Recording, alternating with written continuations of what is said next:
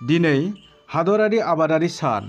बोसोरफ्रोमबो भारतआव 23 दिसेम्बरखौ हादरारि आबादारि सान हिसाबै फालिनाय जायो। बे सानखौ भारतनि 5थि गाहाय मन्त्रि रुंसारि चौधरी चरण सिंहनि गोसोखांथियाव फालिनाय जायो। चौधरी चरण सिंहआ सुंद' समनि थाखाय भारतनि गाहाय मन्थ्रिनि बिबानखौ लादोंमोन। 1979 मायथाइनि जुलाइ दाननिफ्राय 1980 मायथाइनि जानुवारि दानसिम।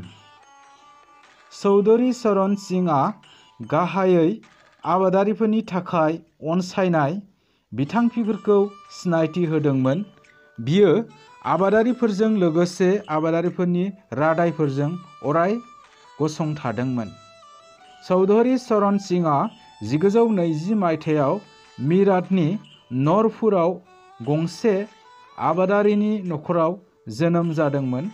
बियो आबादारिफोरनि रांखान्थिनि सायाव मिथि होदोंमोन, ओंथिगोनाङै हामलायथि होदोंमोन आरो रांखान्थियाव आबादारिनि बाहागोखौ दिन्थिना होदोंमोन। चौधरी चरण सिंहआ अराय सादा-सिदाखौ फोथायोमोन आरो गमामायैनो बियो सादा-सिदा जिउ खुङोमोन। बियो भारतनि आबादारिफोरनि मावबिथांफोरखौ लाना गोबां बिजाब लिरदोंमोन। आरोबाव बैफोरनि सुफुंनायनि थाखाय बिथांखि दैखांदोंमोन। भारत सोरखारा बिथांनि बिहोमाखौ गोबाव समनिफ्रायनो आजावबोदों आरो मान होबोदों।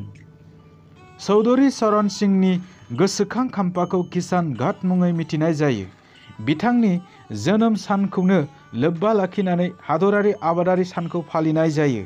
बिथांनि गोसोखांथियावनो लखनऊनि एमावसी उरां गाथोनखौ सोलायना चौधरी चरण सिंह मुलुगनां उरां गाथोन मुं होनाय जाबाय।